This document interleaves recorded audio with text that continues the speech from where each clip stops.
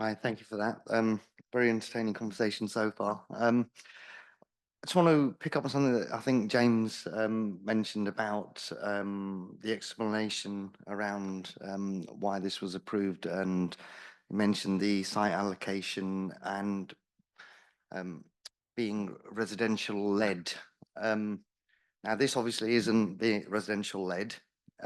It's outside of the town centre. It's on the other side to the tall buildings where we have completely residential urban built dwellings.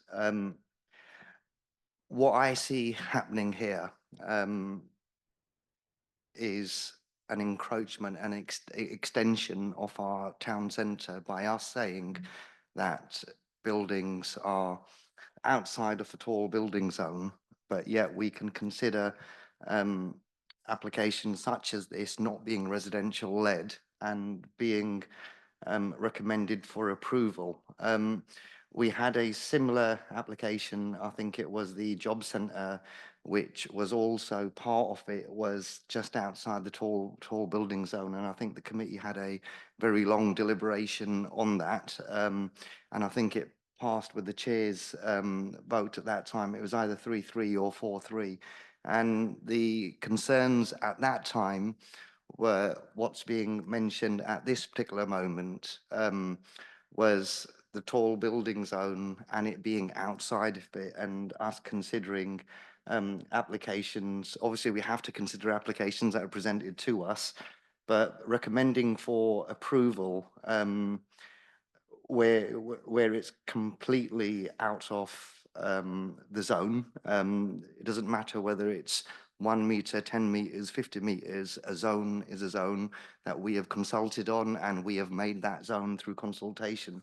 So extending that and going further away from that last application and recommending something for approval, which falls outside of that. I don't think the explanation given has actually satisfied the queries that have been raised by sort of my colleagues and myself. I think It's, just on it's, one point of yeah, like detail there, I think obviously Tartan's opinion and making it very well. I think no one, I think we've sort of heard the language a bit about extending tall buildings, and no one's yeah, extending tall building zone. The officers consider this application on its merits. Sort of here, it's not like they're saying, right, then withdraw the tall building zone yeah. wider. So just think we just need to be sort of No, careful no, on that. I get that. So there, as I was coming on to sort of the points, the previous applications that were considered and approved, I think they were in the region of 3 and 5 stories. And I think what the point that sort of my colleagues and myself are making is we have a clear example of what was considered to be acceptable outside of the tall building zone.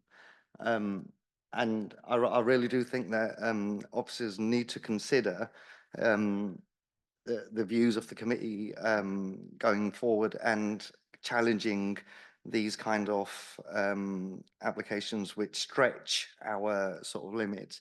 Because it gives off a view that all the consultations and the zones and the allocations and everything that we've done, um, we have a one word in our report that negates all of that. That's what it really sort of comes down to. We will use one term, residential led, or it's just out, or extant permission. Um, we do need to push back on these kind of things when they are outside of the tall building zone. But I just need to understand how we've jumped from the extant permission of, up to 5 stories, and we're considering 10 stories as acceptable outside of the tall building zone on a side that is completely 3-bed, semi-detached terraced houses, mid-terraced houses, surrounded on the rear of that as well. And in front of that, the applications that are coming forward, they're on the boundary. This isn't on the boundary. I'm still, I heard the explanation that James did give to Councillor Akram, but I still don't feel that that's answered the question in relation to the apart hotels. If this was a residential-led development, I totally understand that everything you've said justifies that. This is a apart hotel. It's not giving any of our residents any sort of benefit whatsoever, apart from blocking the light in a outside of a tall building zone in a completely residential area on that side of the road.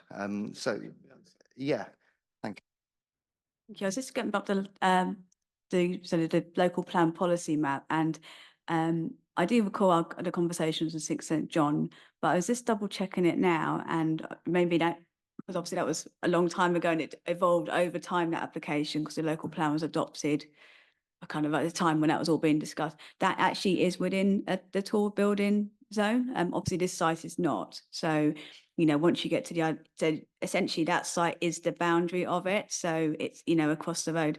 So we, you know, I think you know, the view that we've been taking is, you know, we acknowledge that it's not within the tall building zone, but what is the harm that is caused by a building of that height? So with that, we've done that sort of detailed analysis of the building design itself, you know, the benefits with the active frontages and how the building sits within the streetscapes. And that's looked at the various sort of design components. So one thing is we're saying, you know, you've got your ground floor and a relationship there. Then you've got the wider building. Then you look at the views of the building and how it's perceived, which is what I was talking about with the townscape analysis. And, you know, we've consulted with our, you know, our urban designer, and the scheme, you know, did go to a quality review panel at early on at pre-app stage, and you know our design officer, you know, is happy with the building from a design perspective.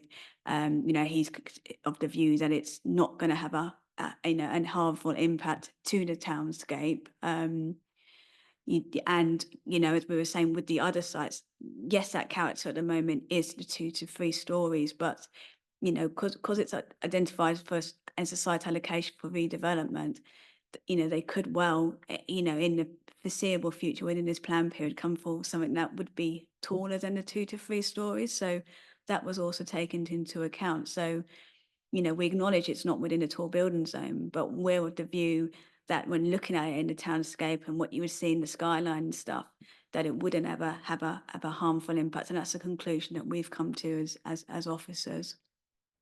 And just very quickly, Hannah, could you please bring up the slide pack and go to slide number 26?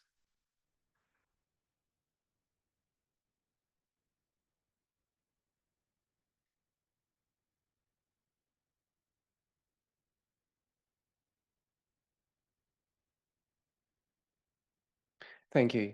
Yeah, so you can see the scheme in the emerging context here. You can see the Sovereign Network Group scheme across the road from it, which is the 18-story building, and you can see the site, the proposal here on the corner. So if you're looking at sort of 5 to 6 stories as the indicative height that's given in the site allocation, I mean the shoulders, if you call them that, the bits to the side are roughly, you know, that size. I think they're 6 stories in height.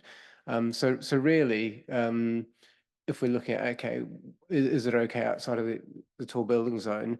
Well, we do look at the building as a whole, how it's composed, how it fits, and so forth. But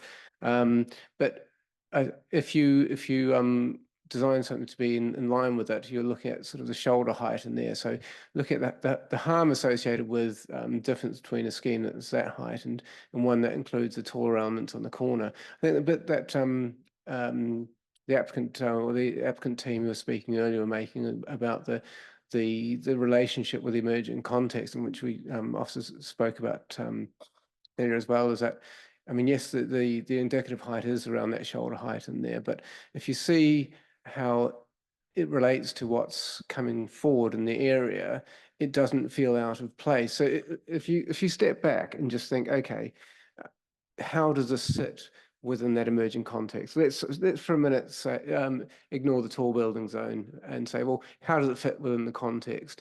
Would it fit in to have buildings, if they're all developed around the area to sort of 5 to 6 stories, around that shoulder height, give or take, and you went up to a greater height than up to the 18 stories across the road, there is a certain logic to it, and that's sort of when we look at schemes, we look at it, you know, in that context and say, well, actually, how will it relate to what's coming forward, on the assumption that that two-story housing in there will is likely to change over time because of the site allocation in there. Now, you'll probably be thinking, well, you can't ignore the fact that it's outside of the tall building zone because it's outside of the tall building zone. And that's correct. It is outside of the tall building zone. It runs down Elm Road. To the right-hand side is tall building zone. To the left-hand side isn't.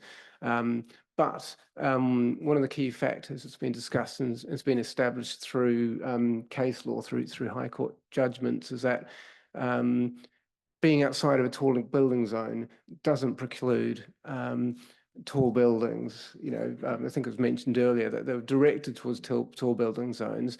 The policy sets out certain considerations, but it's a legal requirement for us to consider, even if it is outside a tall building zone, how it fits in, how all those different considerations, which are set out in the report, how the scheme responds to each of those, and looking at each of those factors. You know, we actually as officers felt that there wasn't actually any harm in there. We felt that actually it would fit in well with the emerging context. You know, even though it is quite different from the two-story housing that's there. So through that process, we got to a position that we actually became comfortable with the height, despite it being taller than what we had envisaged when we were initially looking at the policies. Thank you for that. A couple of things from what you've just sort of explained. So currently, on that side of Elm Road, we have 2 to 3 story normal 3-bed sort of semi-detached. What we're sort of proposing is up to 10 stories. This would be at the end of Elm Road. In that emerging context that you've just pictured for ourselves, we normally talk about staggering a building, lowering. So in that emerging context, what you're actually saying to me is in the middle of Elm Road, we would expect a building of a substantial size greater than what we have here because of this emerging context, because that would be at the end of Elm Road and then going further up. That then gives us the possibility to expand and increase the heights on Elm Road. And this is where my sort of concerns start and end, is in regards to this, the committee and what some of the colleagues have sort of mentioned before in regards the current heights that we have and we have approved. I think we've demonstrated with the applications that we've previously approved that we recognise the opportunities that exist within these kind of developments, and we are willing to consider stuff that's outside of policy. But on the edge of the Elm Road, at the end of the houses, we're recommending a 10-story building. And no matter what's been sort of said here, in the emerging context as well, I still don't feel that this is appropriate. But yeah, I'll leave it there. I think we've done that. And Yeah, thank you. I think you made your points sort of very clearly, and we've analysed that in detail. We always say, you know, these are things on which people sort of reasonably can disagree, and there's different elements to it. But I think we've heard, you know, sort of both sides on that. I think we've probably exhausted the sort of height aspect, to be honest. Is there any other questions people might have about different elements? Councillor Patel, would you like to go next? Thank you, Chair. Just quickly, I think in the pre-meeting, James, I mentioned about the St. John's Road, the property in the corner, regarding the 2 downstairs and 1 upstairs window. Now, the distance between the hotel, how are we going to sort of work around that? Yeah, so it's number 14 St. John's Road, and a planning application was granted in 2022 for the conversion of that family dwelling house into 2 flats. Within both the existing and approved documents for that application, the existing and proposed, sorry, approved within that application, those 2 windows at ground floor and 1 window at first floor were laid out to serve bathrooms. That's both an existing and proposed situation. That permission has now been implemented on site, and those windows are all obscure glazed. So the development would be within 9 meters of those windows. However, there'll be no concerns with privacy. Firstly, because there are no windows proposed that directly face those windows anyway, but also because they're obscure glazed and they serve non-habitable rooms in accordance with our SPD1 guidance.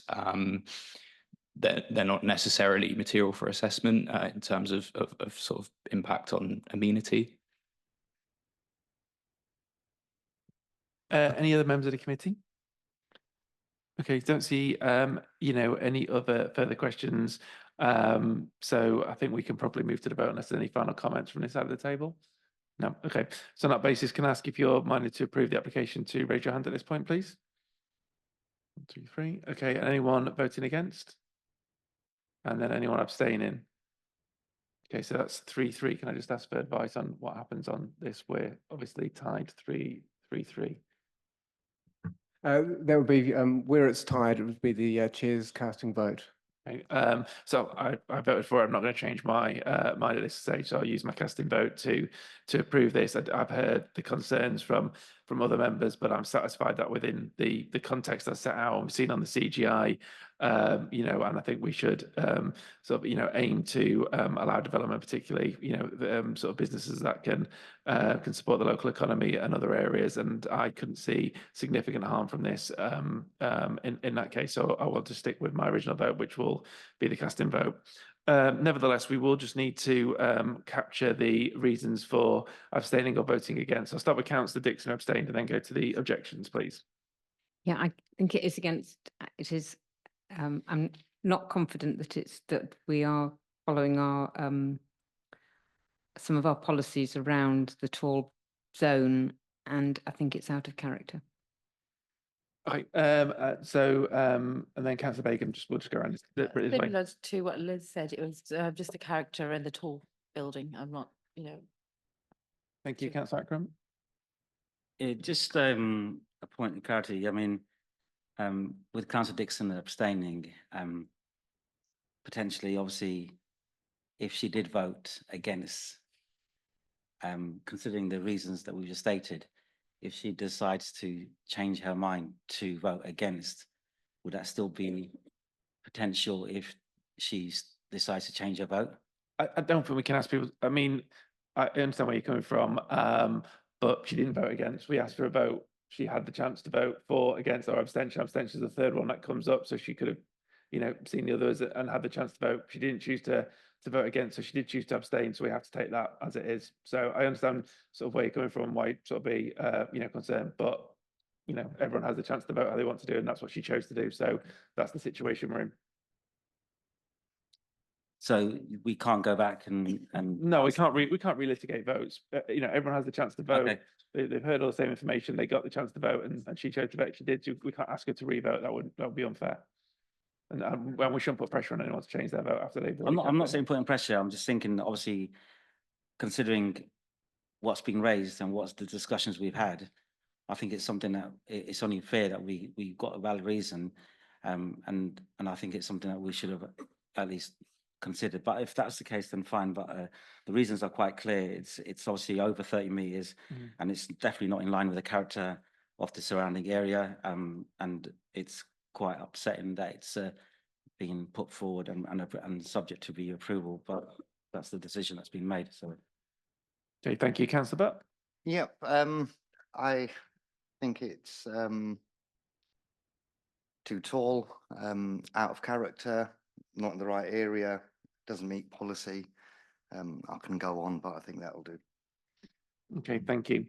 Okay, well, as we sort of always said on these, that everyone has to use their own judgment to weigh up the harm and benefit and what they think it would bring to Brent, and people can come to different opinions on an entirely honest basis, and that's just the way it is. So don't we can't sort of second guess or question people in that way, but all these decisions are very difficult, and sometimes they're closer than others. So I'd just like to say thanks to everyone who's actually given their time, asked a lot of questions, clearly read into it and really thought about it, and everyone has clearly put a lot of thought into their decision, and that's just how the process works. I think actually it's a good example of planning committee working well. I've not received any other urgent business, so the only thing to note is the date of the next meeting, which will be the last one of 2024, is Wednesday, the 11th of December. So look forward to seeing everybody then. And thank you again for your time and commitment this evening.